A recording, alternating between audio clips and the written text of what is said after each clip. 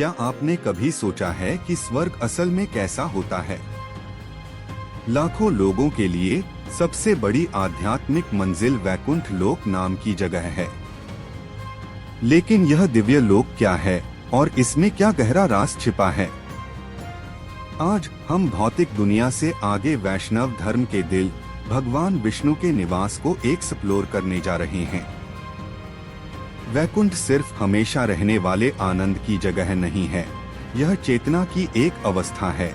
जन्म और मृत्यु के चक्र से परे एक डायमेंशन है जिसे हम अनुभव करते हैं। वैकुंठ नाम का मतलब ही है बिना किसी चिंता की जगह। एक ऐसी दुनिया की कल्पना करें जो डर से मुक्त हो, दुख से मुक्त हो, समय की सीमाओं से मुक्त हो। श्रीमद् भागवतम जैसे पुराने ग्रंथ इस लोक की एक शानदार तस्वीर दिखाते हैं। वे वैकुंठ को खुद से चमकता हुआ बताते हैं, जो लाखों सूरज से भी ज्यादा तेज रोशनी से चमकता है। महल टचस्टोन से बने हैं, सड़कें दिव्य रत्नों से पक्की हैं और बगीचे इच्छा वृक्षों से भरे हैं जो कोई भी इच्छा पूरी कर सकते हैं। हवा में पारिजात जैसे दिव्य फूलों की खुशबू है। नदियां अमृत से बहती हैं और यहाँ रहने वाले, जिनके पास विष्णु जैसे चार भुजा वाले आध्यात्मिक रूप हैं, हमेशा जवान और सुंदर रहते हैं। वे सभी एक ही काम में लगे रहते हैं, भगवान की प्यार भरी सेवा। एक पल के लिए हमारी दुनिया के बारे में सोचिए। यहाँ सब कुछ समय के लिए है। खुशी कुछ समय के लिए है, रिश्ते बदलते हैं और हमारे अपने शरीर खराब होते हैं। हम लगातार कोशिश करते रहते हैं, मुकाबला करते रहते हैं और चिंता करते रहते हैं। यह भौतिक दुनिया या मृत्युलोक यानी मौत की जगह का स्वभाव है। वैकुंठ इसका बिल्कुल उल्टा है। वहाँ कोई बुढ़ापा नहीं है, कोई बीमारी नहीं है और कोई मौत नहीं है। समय जैसा कि हम जानते हैं, वह ताकत जो यहाँ सब कुछ चलाती है, उसका वहाँ कोई असर नहीं होता। यह शुद्ध बिना मिलावट वाले अस्तित्व, चेतना और आनंद का क्षेत्र है, या जिसे सच्चित आनंद के नाम से जाना जाता है। अब वैकुंठ के रहने वालों के बारे में बात करते हैं। वे सिर्फ बादलों पर बैठे नहीं रहते।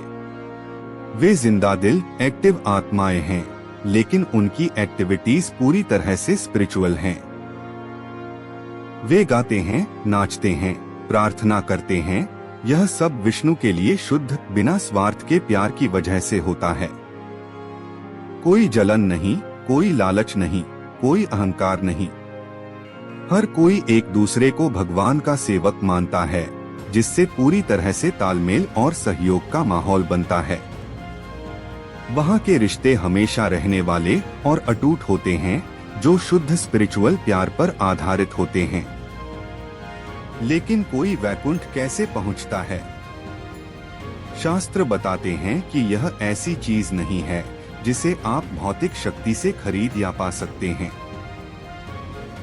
यह भक्ति या शुद्ध भक्ति सेवा से मिलता है।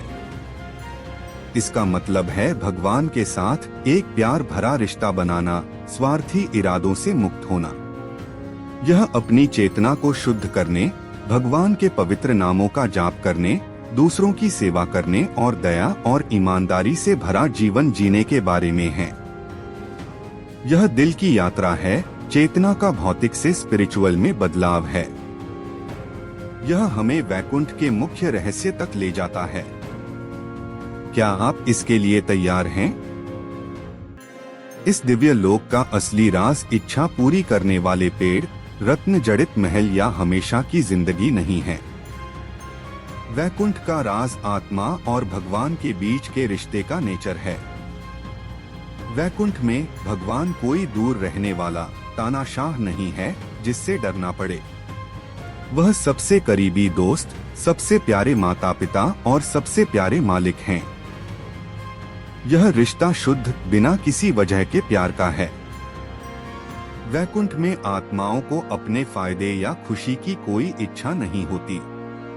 उनकी खुशी सिर्फ भगवान को खुश देखने से आती है।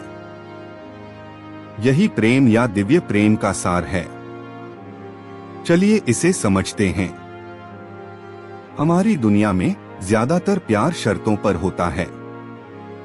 हम किसी से इसलिए प्यार करते हैं क्योंकि वे हमें अच्छा महसूस कराते हैं या क्योंकि वे हमारे लिए कुछ देते हैं। लेकिन वैकुंठ में प्यार बिना शर्त होता है।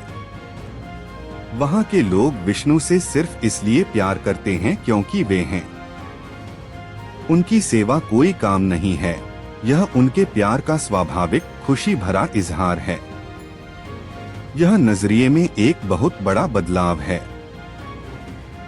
यह हमें बताता है कि जीवन का सबसे बड़ा लक्ष्य भगवान से कुछ पाना नहीं है, बल्कि भगवान को अपना प्यार देना है। एक मशहूर कहानी है जो इसे पूरी तरह से दिखाती है। इसमें 4 कुमार महान ऋषि शामिल हैं जो ब्रह्मा के पुत्र थे। एक गलतफहमी के कारण उन्हें वैकुंठ के द्वारपालों जय और विजय ने श्राप दिया था। भगवान विष्णु खुद प्रकट हुए और आसानी से श्राप को पलट सकते थे, लेकिन इसके बजाय उन्होंने अपने भक्तों की बातों का सम्मान किया। जया और विजया ने 3 जन्मों तक धरती पर ताकतवर राक्षसों के रूप में जन्म लेना चुना ताकि वे भगवान के खिलाफ लड़ सकें, ताकि वे 7 जन्मों तक उनके भक्त के रूप में जन्म लेने के बजाय जल्दी से वैकुंठ लौट सकें। क्यों? क्योंकि दुश्मन के रोल में भी उनका मन पूरी तरह से भगवान पर ही लगा रहता था। यह कहानी भगवान के अपने भक्तों के लिए प्यार की अविश्वसनीय गहराई और हालात चाहे जो भी हों, उनसे जुड़े रहने की उनकी गहरी इच्छा को दिखाती है। ध्यान हमेशा रिश्ते पर होता है। तो राज कोई पासवर्ड या छिपा हुआ नक्शा नहीं है। राज एक होने की स्थिति है। यह एहसास है कि हमारी असली पहचान यह टेम्पररी शरीर नहीं है, बल्कि एक हमेशा रहने वाली रूहानी आत्मा है जो भगवान का ही हिस्सा है। और हमारा नेचुरल काम, हमारे होने का असली मकसद प्यार करना और सेवा करना है। वैकुंठ वह जगह है जहां यह काम बिना किसी रुकावट या रुकावट के पूरी तरह से होता है। यह कॉन्सेप्ट सब कुछ बदल देता है। इसका मतलब है कि हमें वैकुंठ का स्वाद लेने के लिए इस शरीर को छोड़ने का इंतजार नहीं करना पड़ेगा।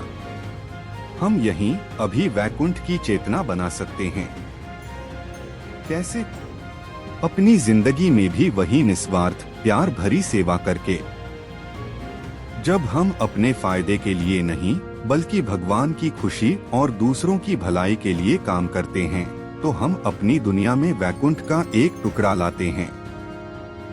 दया का हर काम, सच्चे दिल से की गई हर प्रार्थना, भगवान की याद में बिताया गया हर पल उस वैकुंठ की चेतना की ओर एक कदम है। यह हमारा ध्यान मुझे क्या मिल सकता है से हटाकर मैं क्या दे सकता हूँ पर लाने के बारे में है। जब आप बदले में कुछ भी उम्मीद किए बिना किसी की मदद करते हैं, तो आप वैकुंठ सिद्धांत का पालन कर रहे होते हैं।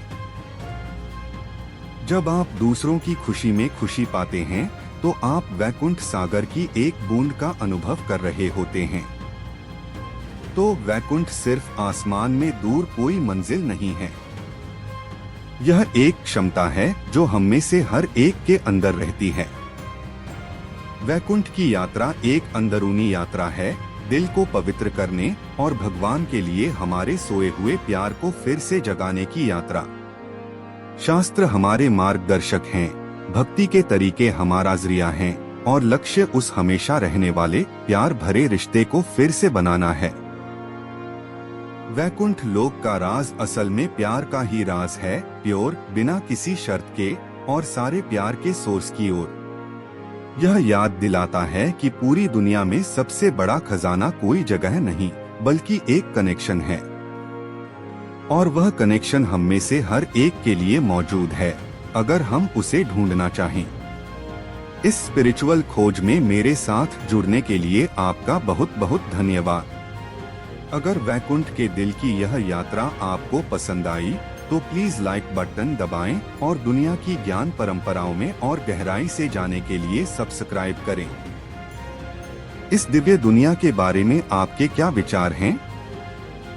मुझे नीचे कमेंट्स में बताएं।